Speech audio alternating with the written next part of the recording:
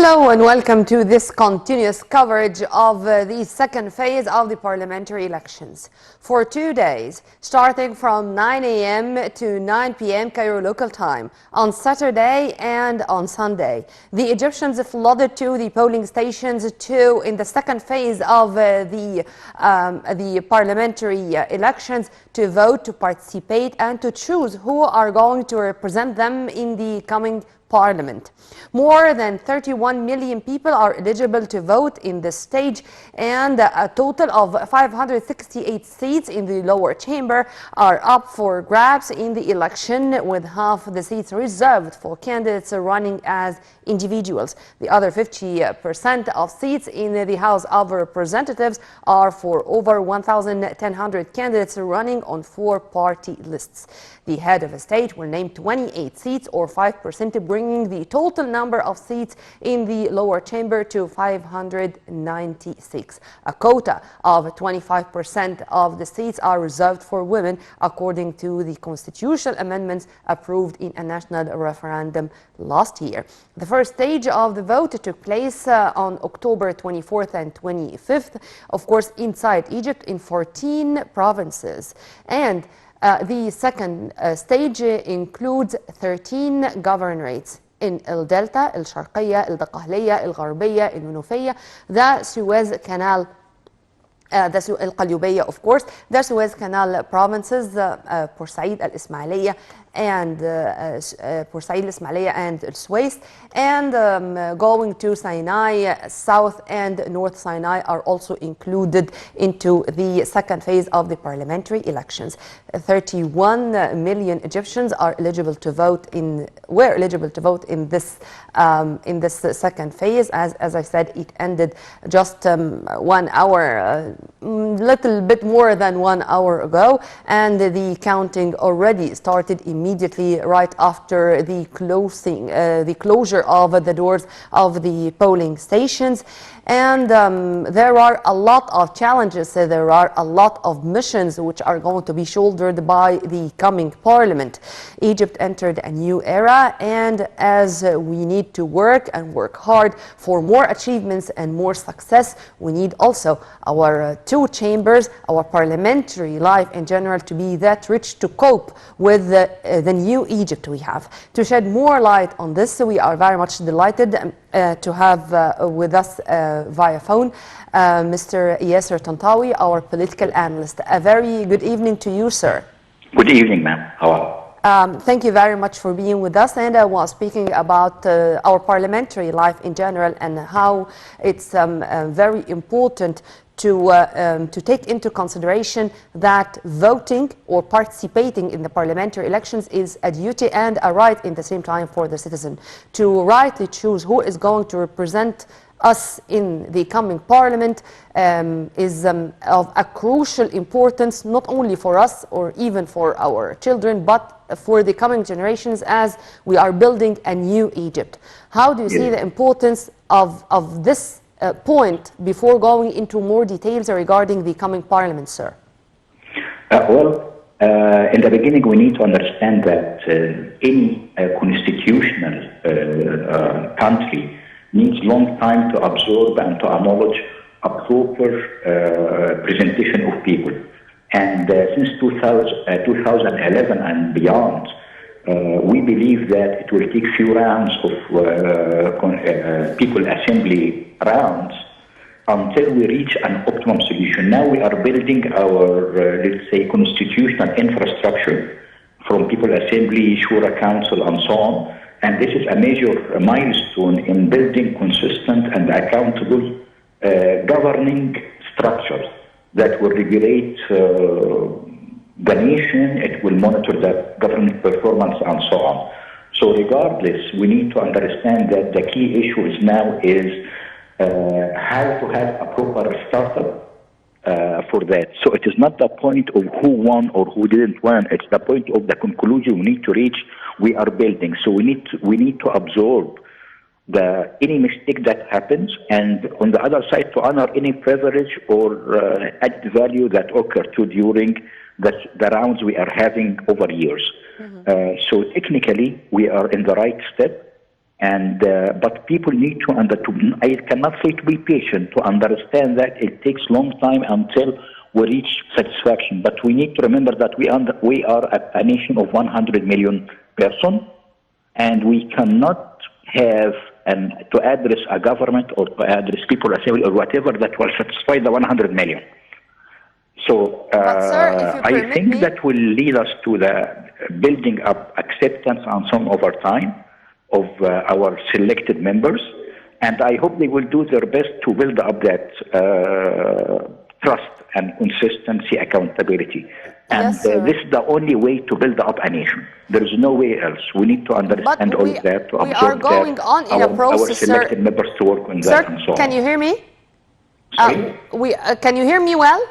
Yes, I can hear you. Sir, we are moving on. We are building, or we are starting from where the previous executives and the previous parliamentarians ended. We are not starting from scratch, but all over the way, we should be that flexible to cope with any developments, with anything which needs amendments. If you permit me to speak about the first challenges which are going to be in front of the coming parliament, is it going to be the economic recovery after the COVID-19 pandemic, despite the fact that the World Bank, for example, among other economic international agencies like S&P, for example, said about the Egyptian economy or the GDP in specific that it's the best in North Africa, the best in the Middle East, despite having COVID-19. But we need to do more. We need more work. But on the other side, we need to understand we must need what we call it slowly but surely. Yeah. But on the other side, we need to understand we need transformation. Transformation to electronic commerce, transformation to being everything to be easy, to convince people about online business and how to move on, not just to wait for opportunities and so on. So I think we are in the proper transformation phase, and in any transformation, people face challenges. Mm-hmm. And we are building that consistent understanding of what challenge we are facing. Of course, COVID-19 is all over the world, so we cannot say we are unique about something, and that it's impacting everyone. Yeah. But the challenge is how to overcome that, not to be standing still waiting for opportunity, but to open opportunity. And to take COVID-19 even as a business opportunity, we did that by opening export markets for fruits and so on in Saudi Arabia and Europe. And we opened markets to do that. So we need to opt to use that even as a hedge against others. So why not? So everything is an opportunity if even we study the risk in a proper way. So we are changing any risk to an opportunity. And this is the real challenge now. But sir, the quick reaction, I mean, ratifying laws in a better mood, in a faster way, having deals with the brotherly nations to have this kind of coordination and cooperation between Egypt and other nations to face all these obstacles on the way for the best interest not only of us but the others. Do you think that what I'm saying are also going to be on the agenda or the list of priorities the coming parliament is going to have? The coming parliament is based on building privileges and building good relation, business and economic relation with others. There is no way to continue on this, what we call it, showing up or just shouting with very strong words and so on. We need any trust, and any good relation is based on building privileges and bridges with others through benefits, economic, political, and so on. Yeah. And I think we are doing that for a few years now. If we are watching, we are doing that technically from 2013 and up. Mm-hmm. So now we need to make it not a solo mobilization that the president is doing or else, but the entire nation is moving to that, mm-hmm. is to build that real relation, not just being big mouth, as we say, mm-hmm. or just saying very strong statements and so on. No, we need to do it into action, into building real political and diplomatic relation between Egypt Assembly, just an example, members, and the other assemblies to transfer the knowledge like European Parliament, just an example. We need to have a real relation with such what you call counterparties Yeah. in which we have better benefits even, better hedge, better understanding, to transfer our opinion, our acknowledgement, our review. We need to let me interpret what we are looking for with others in a more proper way. And that should be what they are aiming to now with the new parliament, let's say. Sir, the diversity of the backgrounds of the candidates, do you think that this is a kind of an advantage? I mean, you would find businessmen, you would find people who are coming from a legal background, lawyers, for example, you would find doctors, you would find accountants, I mean, from different backgrounds. Do you think that this is going to be a way to enrich the coming parliament? I mean, each of them is going to have a better idea about the problems facing the field he is coming or she is coming from. And because of this, many people, many citizens, whenever they are thinking who they should vote for, they wanted to have more lawyers, for example, because of ratifying laws, the legal background, more businessmen because the businessmen are going to represent the obstacles they themselves were facing during their career, etc. How do you see this? I think it's a fact. We cannot deny it. There are lots of even personal issues engaged. There are lots of diversification in opinions, diversification in the backgrounds, and so on. So we can say it, as I am saying, we need to transfer any risk for opportunity. So that diversification should be used in the benefit of how to build a proper infrastructure from legal, from and so on, base, in which it will be common for the benefit of everybody. So that diversification between having lawyers, doctors, engineers, and so on will make the sound of people more clear, as I hope, and which to make more transferable to other governing issues, and in which we could have the common understanding. So the core here is, are we able to build unification of those members in which they could have a common objectives? I cannot even one objective, but a set of objectives that will meet expectations of people, or we are having the drawback of other rounds where we're having some personal issues engaged, some extra issues, with some hassles which discarded by others issues, and so on. So let's see how it will build up. But I think the power of people, the power of media could be a core issue of unification of that.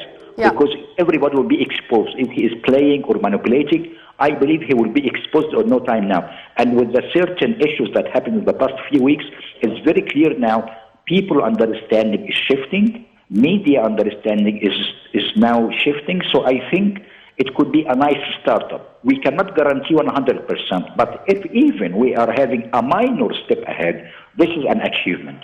Then, sir, in your opinion, we are living into a democratic process going on with fresh blood injected into our parliamentary life, with trying to have this equation or this balance between the veteran politicians who are already used to politics, to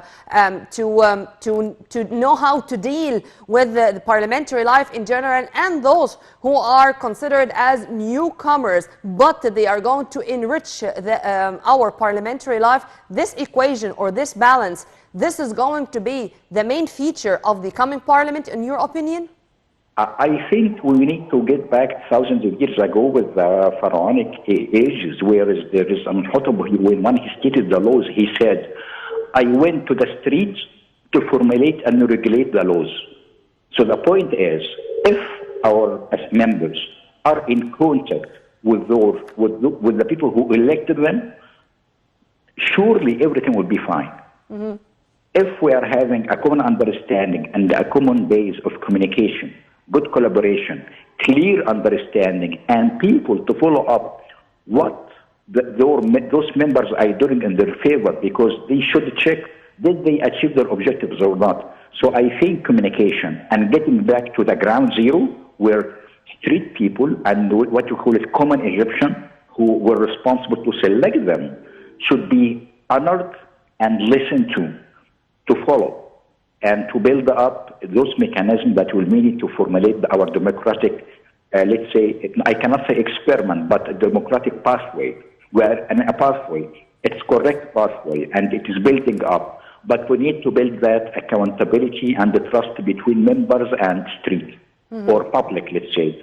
Public is becoming a major power, and I think, regardless of the amount who participated in the elections, but it is a sign that everybody is under threat. If you didn't follow up or regulate, finally, things will turn up in the second round. And I think lots of people who lost the elections this time is a very red sign to coming round of People Assembly. And sir, one final question regarding the coming parliament. If I'm going to have priorities, what should be the priorities? 1, 2, 3. I think economy, Number education, health. With this, the way you arranged it, number 1, 2, and 3? No, number 1, to be very specific, number 1 is education. Okay. Well, Mr. Yasser Tantawy, our political analyst, thank you very much for your input, sir, and have a very good night. Bye. Well, this was Mr. Yasser Tantawy, our political analyst, and we were speaking about everything related to the coming parliament as we are living now this democratic process. The voting process started, as I said, yesterday in the morning inside Egypt, and it ended exactly 9 p.m. Cairo local time on Sunday. 2 days of participating, of building the coming future, of drawing the democratic plan we have, of knowing well that the Egyptians are now very much aware of their political rights and duties. Right after the short break, we are going to return back with more. Stay tuned.